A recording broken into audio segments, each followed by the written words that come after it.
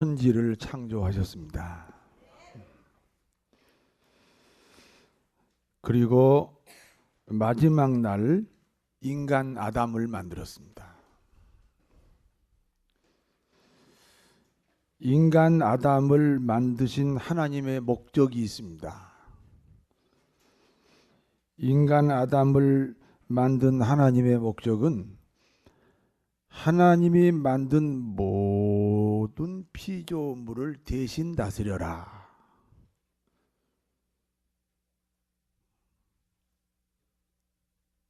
대신 다스리라는 목적으로 인간 아담을 만들었습니다. 그러니까 이 세상은 하나님이 직접 다스리지 않습니다. 인간을 통해서 인간을 대리자로 세워서 다스린다는 사실을 기억해야 됩니다. 그러므로 하나님 입장에서 아담은 귀중한 존재지요. 귀중하겠어요? 안 귀중하겠어요? 자기 대리자니까 엄청 귀중하지.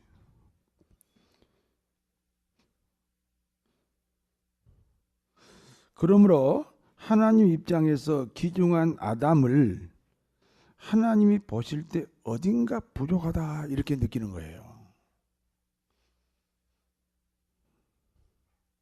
이유가 뭡니까? 모든 생명 있는 존재는 한 쌍씩 만들었어요. 모든 생명 있는 존재가 한 쌍으로 만들었다는 것은 모든 생명이 있는 존재는 암컷과 수컷이 있다는 거예요. 그런데 하나님은 그 귀중한 아담을 한 쌍으로 만들지 않았습니다. 그래서 하나님 보시기에 좋지 않았습니다. 시집갈 때가 되고 장가갈 때가 됐는데 안 가고 혼자 살면 복이 좋아요? 복이 안 좋아요? 그게 하나님도 그랬다는 거예요. 아담이 혼자 애롭게 사는 것이 보시기에 좋지 않았다 그랬어요.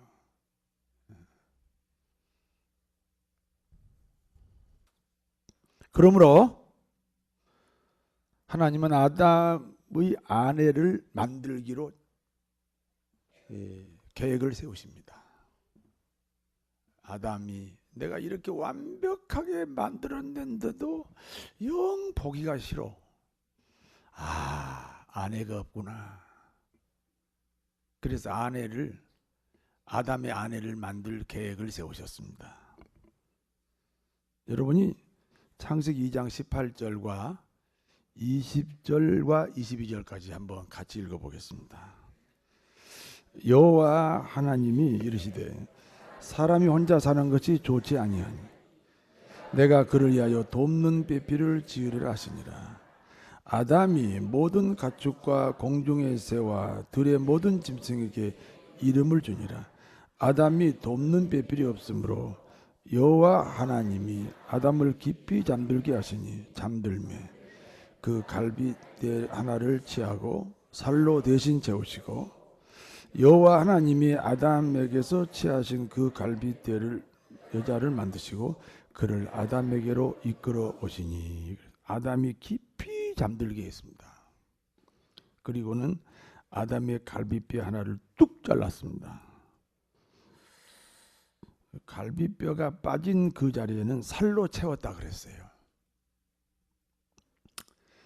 아담에게서 취한 그 갈빗뼈로 여자를 만들었습니다. 남자는 뭘로 만들었죠? 흙으로 만들었어요. 그래서 거칠거칠합니다. 근데 여자는 남자의 갈빗뼈로 만들기 때문에 좀 섬세하고 부드럽지요? 예. 그래서 벌써 남자와 여자하고 완전히 달라요. 재료가 달라요, 재료가. 남자는 흙이고 여자는 남자의 갈빗뼈예요. 하나님은 아담의 갈빗뼈로 여자를 만들어 아담에게로 데리고 왔습니다. 아담이 자기의 아내 하와를 하나님 소개로 처음 만났습니다. 아담이 자기 아내를 하나님 소개로 처음 만났다는 것은 결국 아담과 하와 부부의 중매자는 누구예요? 하나님입니다. 우리 예수 믿는 그리스도인은 중매, 결혼이든지 연애, 결혼이든지 결국은 하나님이 짝지어 주셨다 이렇게 고백하는 겁니다. 하나님이 하와를 아담에게로 데려왔을 때, 하나님이 하와를 아담에게로 데려왔을 때 아담이 하와를 보고 이렇게 감탄합니다. 어떻게 감탄했을까요? 창세기 2장 23절입니다. 읽어요. 아담이 이르되 이는 내 뼈 중에 뼈요 살 중에 살이라. 이것을 남자에게서 취하였은즉 여자라 부르리라 하리라. 이는 내 뼈 중에 뼈요 내 살 중에 살이라. 이는 내 뼈 중에 뼈요 내 살 중에 살이라는 표현은 어휴 아름다워. 오 쳐다보기도 아까워. 당신의 아픔이 나의 아픔이고 당신의 슬픔이 나의 슬픔이고 당신의 기쁨 즐거움이 나의 기쁨 즐거움이다. 내 뼈 중에 뼈고 내 살 중에 살이다. 이렇게 고백했습니다. 여러분 남자들요, 남자들 아내를 보고 늘 감동하십니까? 네.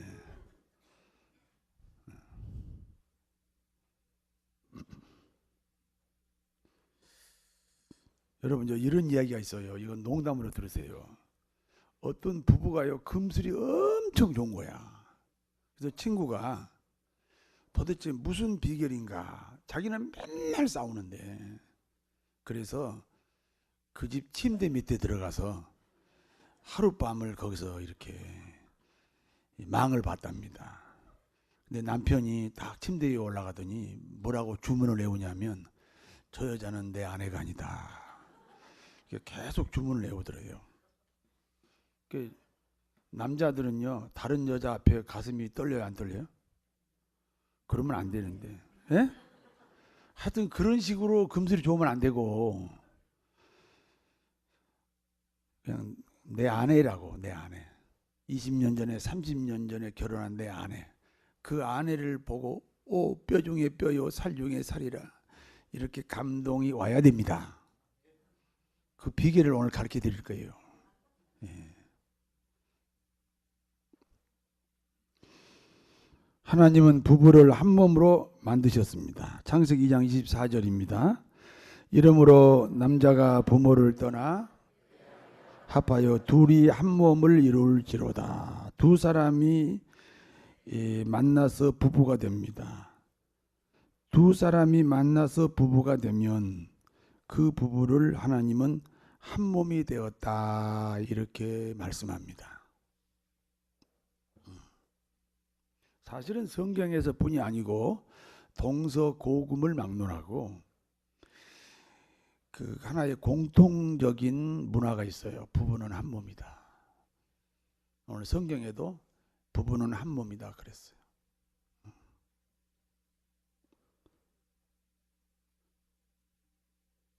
두 사람이 만나서 부부가 됩니다. 두 사람이 만나서 부부가 되면 그 부부를 하나님은 한 몸이 되었다 이렇게 말씀하십니다.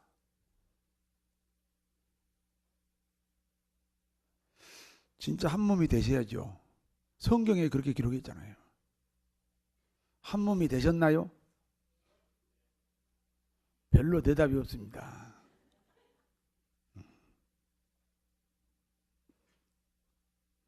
그런데 부부가 한 몸이 되는데 장애물이 있습니다. 여러 가지 장애물이 있지만 노력하면 됩니다. 돈이 장애물일 수 있고 자존심이 장애물일 수 있고 취미가 장애물일 수 있고 성격이 장애물일 수 있고 이런 것들은 다 극복이 가능합니다. 그러나 아무리 노력해도 안 되는, 극복이 안 되는 장애물이 있습니다. 그게 부모입니다. 그러므로 남편은 남편의 부모를 떠나고, 그러므로 아내는 아내의 부모를 떠나야 됩니다. 이해가 되십니까? 제가 초등학교 때 우리 큰 누나가 서울로 시집으로 왔거든요. 그래서 나 초등학교 때 이제 물어서 큰 누나 집을 왔습니다. 아주 대단한 거지. 그때 초등학교 때 서울 온 거는. 서울역에 가면 코 벤다 그래서 코를 막고 이렇게 하고 이렇게 와서 택시를 타고 이제 거기서 누나 집을 갔습니다. 초저녁에 분명히 매형이 여기 자고 가운데 내가 자고 그리고 우리 누나가 옆에 잤거든요. 분명히 그랬는데 아침에 보니까 내가 자꾸 웃묵으로 그렇게 나를 저쪽으로 아주 나를 밀쳐놨더라고. 그때 내가 상처 많이 받았거든요. 근데 언제 깨달았냐? 성경을 읽고 깨달았어. 아, 부부는 한 몸이 되려면 거기 뭔가 끼어들면 안 된다 이거야. 예. 그래서 밤중에 아마 누나하고 매형이 저 위로 보내자 그랬을 것 같아요. 그게 성경적이에요.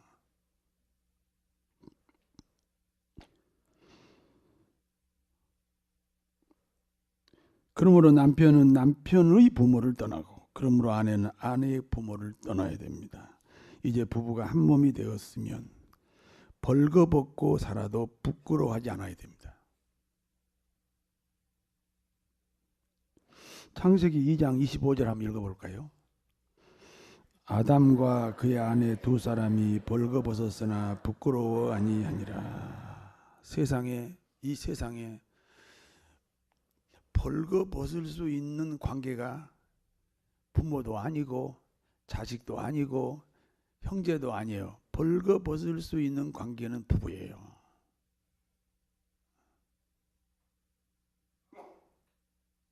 부부가 벌거벗었으나 부끄러워하지 않는다는 것은 유일하게 벌거벗을 수 있는 관계가 부부입니다. 그러므로 부부는 서로 자존심을 내려놓아야 됩니다.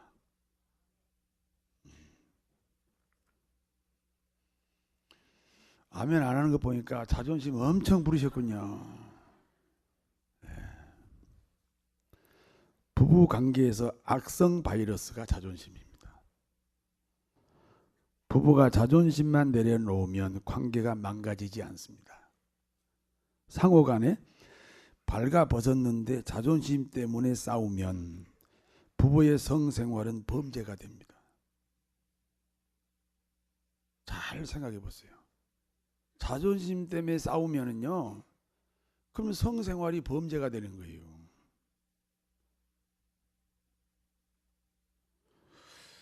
오늘 여기까지가 본문의 내용입니다. 오늘 이 본문이 주는 교훈을 제가 몇 가지 나누어서 설명합니다. 첫 번째입니다. 부부가 서로 사랑하는 방법을 말씀드립니다.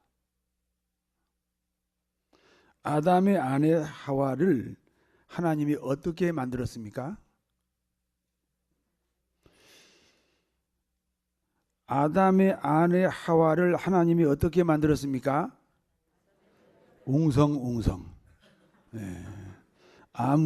남편 아담이 깊이 잠들었을 때 그 갈비뼈를 뚝 잘라서 아내 하와를 만들었습니다.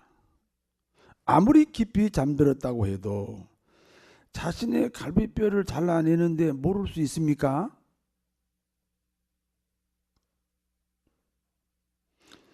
그러므로 아담이 자신의 갈비뼈를 잘라도 모를 만큼 깊이 잠들었다는 것은 죽음 같은 희생을 말합니다. 남편은 아내를 향해 죽음 같은 희생이 있어야 한다는 교훈입니다. 모든 남자들의 공통적인 소원이 있습니다. 모든 남자들의 공통적인 소원이 있어요. 뭔지 아세요? 그것은 아름답고 어여쁜 여자하고 결혼하는 겁니다. 거절하면 안 됩니다. 거절하면 안 됩니다. 자, 내가 설명해 드릴게요. 다시 말해서 모든 남자는 아름다운 여자, 예쁜 여자를 좋아합니다. 좋아하지요? 말 안 할수록 더 좋아한 겁니다. 그렇기 때문에 날 봐요. 그렇기 때문에 내가 잊어먹고 있었는지는 모르지만 모든 남자는 아름답고 어여쁜 여자하고 결혼하고 싶은 소원이 다 있어요. 포기했을 뿐이지 다 있다고요.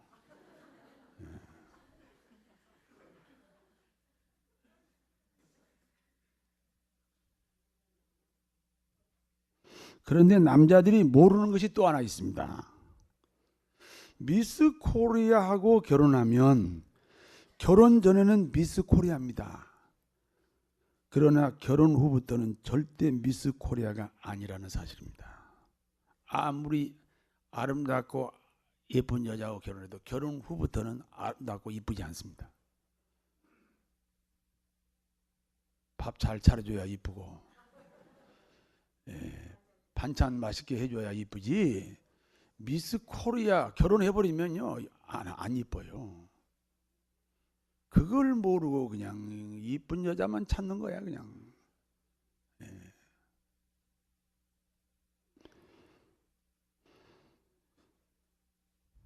자, 잘 들으세요. 그러면 결혼 후에도 자기 아내가 이 세상에서 가장 아름답고 예쁜 여자가 되는 비결이 있습니다. 내 아내가 이 세상에서 제일 아름답고 제일 이쁘다. 그런 남편은 행복하잖아요. 남편도 아니면서 대답해요. 그런데 그렇게 되는 비결이 있습니다. 그러니까 남자들의 공통적인 소원, 아름다운 여자와 사는 방법입니다. 아담처럼 자기 아내를 위해서 죽음 같은 희생을 하면 아내가 아름답게 보입니다.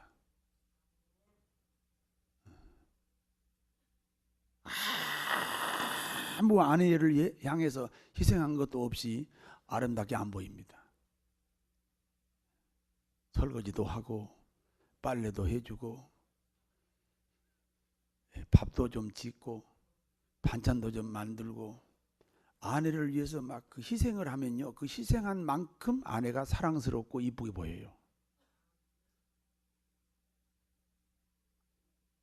성경에 그렇게 기록했지만 저는 그 뒤 배경에 상담학 심리학이라고 하는 그 엄청난 배경을 가지고 제가 여러분에게 이 성경을 지금 풀어드리는 거예요.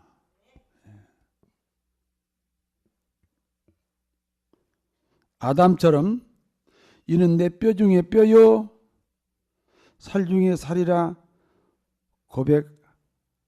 고백하시려면은 그 아내를 향해서 희생을 해야 됩니다. 희생한 양만큼 아내가 아름답고 아내가 아름답게 보입니다. 무슨 말인지 이해하지 못하는 사람은요, 한 번도 그렇게 아내를 향해서 희생해 본 적이 없는 거야. 오늘 한번 해보세요. 오늘부터 한번 아내를 향해서 희생을 해보시라고. 아담이 그랬잖아요. 아담이 자기 갈비뼈를 뚝 잘라도 모를 만큼 큰 희생을 치렀더니 거기서 만들어진 아내 하와를 보고 뼈 중에 뼈요 살 중에 살이라 그랬다니까.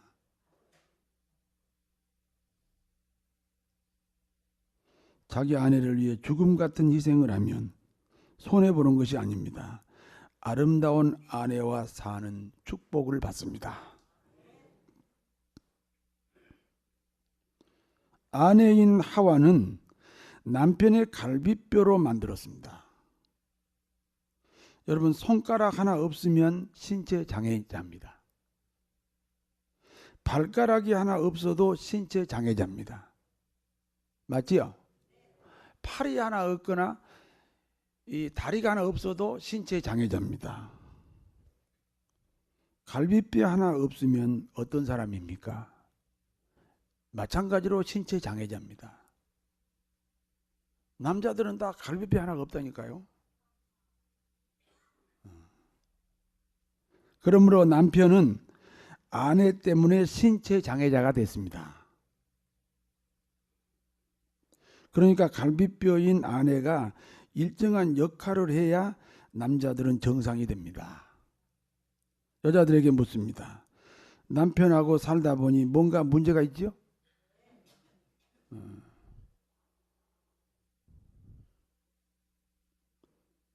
갈비뼈 하나 없어서 그럽니다.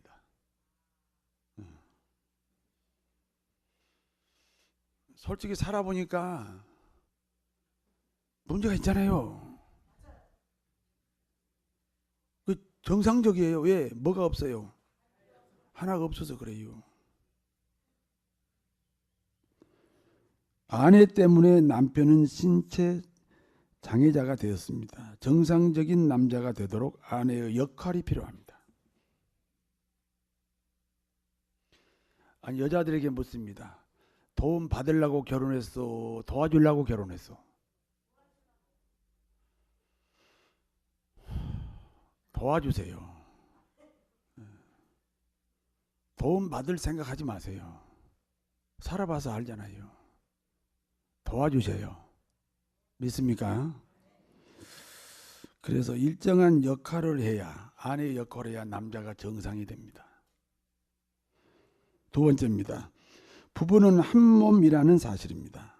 부부가 한 몸이면, 이게 부부가 한 몸이라는 것은 성경에만 있는 게 아니에요. 동서고금을 막론하고 모든 그 민족들이 다 부부는 한 몸이래요. 부부가 한 몸이에요. 아멘 한번 해봐요. 그러면 한 몸이면 남편은 몸의 어느 부분이고 아내는 몸의 어느 부분입니까?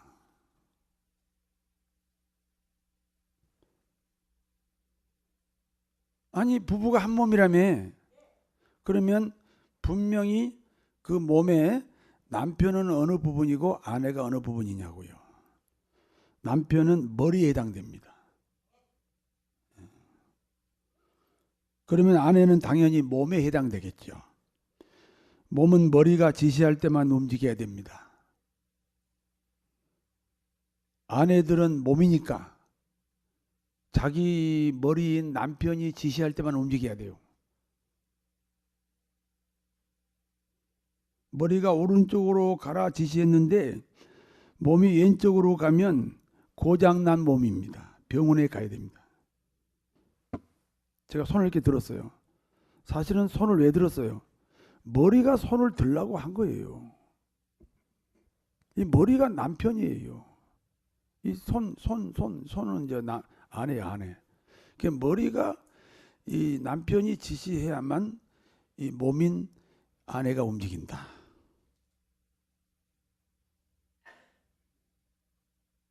여러분, 남편이 지시할 때만 움직이세요. 약간의 불만을 가지고 저를 쳐다보시는데, 남편이 머리이면 몸인 아내는 반드시 남편 머리가 시키는 대로만 움직입니다. 남편이 지시하지 않으면 아내는 절대 움직일 수 없습니다.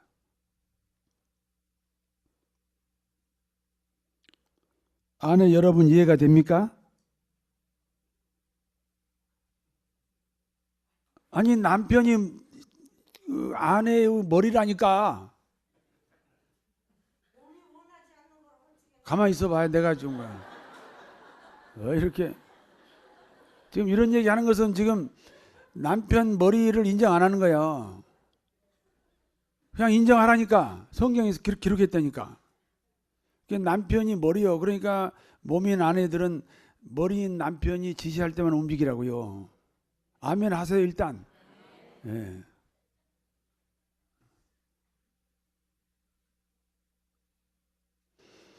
아내 여러분, 머리인 남편이 지시하는 대로 사시나요? 머리인 남편에게 절대 복종하시나요? 머리는 몸에게 지시하고 몸은 머리가 시키는 대로 복종합니다. 그런데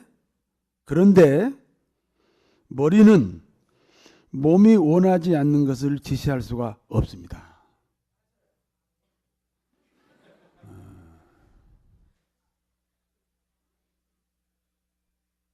예를 들면 몸이 오른쪽이 가려운데 머리가 왼쪽을 긁어라 이렇게 지시할 수 없습니다.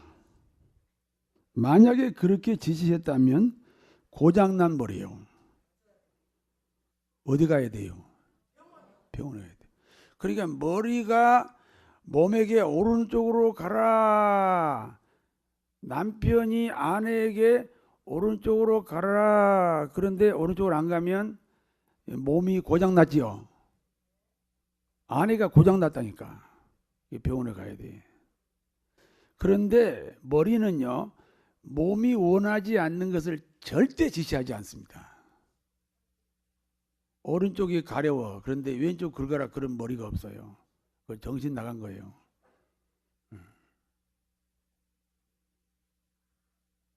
그러므로 머리인 남편은 몸인 아내가 원하지 않는 것을 절대로 지시할 수 없습니다. 그러므로 부부는 평등하지만 공평하지 않습니다. 여러분, 아까 남편이 머리라 그랬죠? 그 여자가 엄청 손해 난 것처럼 생각했지요? 그런데 머리는 아내인 몸이 원하지 않는 걸 지시할 수 없지요? 평등합니까? 평등하지 않습니까? 아주 평등한 거예요. 누가 손해고 이익이 없어요. 아주 평등해요. 그러나 공평하지 않아요. 왜? 역할이 다르잖아요.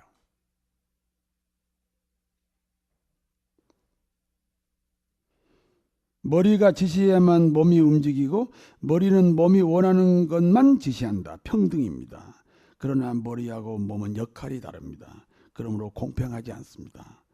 평등하지만 공평하지 않는 이와 같은 원리로 가정의 평화가 이루어지시기를 바랍니다.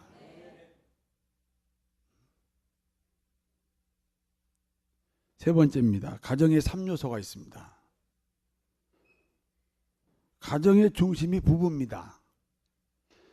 부부를 중심으로 부모가 있고 자식이 있습니다. 그러니까 부부가 이제 한 몸이 돼서 함께 효도하고 부부가 이제 한 몸이 돼서 함께 자식을 키우는 거예요. 어떤 집은요, 부모에게 용돈 주는데 남편이 따로 주고 아내가 따로 줘요. 부부가 처갓집에 갔는데, 친정에 갔는데 거기서도 남편이 용돈 따로 주고 아내가 따로 줘요. 그런 집안을 뭐라고 그래요? 콩가루 집안이라고 그래요. 예, 처갓집에 가면은 남편에게 용돈 주라 그러고 시갓집에게는 며느리보다 용돈 주라 그래요. 예, 용돈 주는 사람이 권세자예요.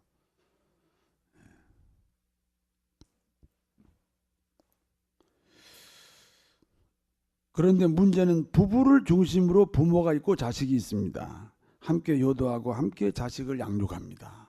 따로따로 양육하지 않습니다.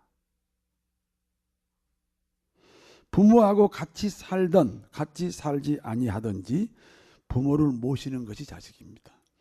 함께 사는 자식이 부모를 모시는 방법과 따로 살기 때문에 부모를 모시는 방법이 다를 뿐입니다. 그러나 어느 자식이든지 자식이 7이든지 자식이 5명이든지 그 중에 한 자식이 부모를 모시잖아요. 그러면 나머지 자식은 다른 방법으로 부모를 모시는 거예요.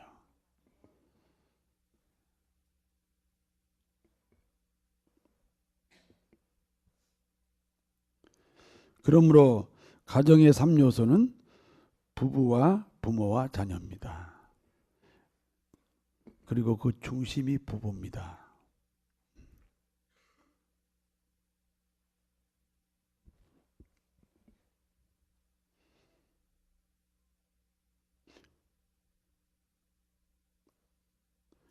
핵가족 시대에는 가정의 3요소가 망가져 있습니다.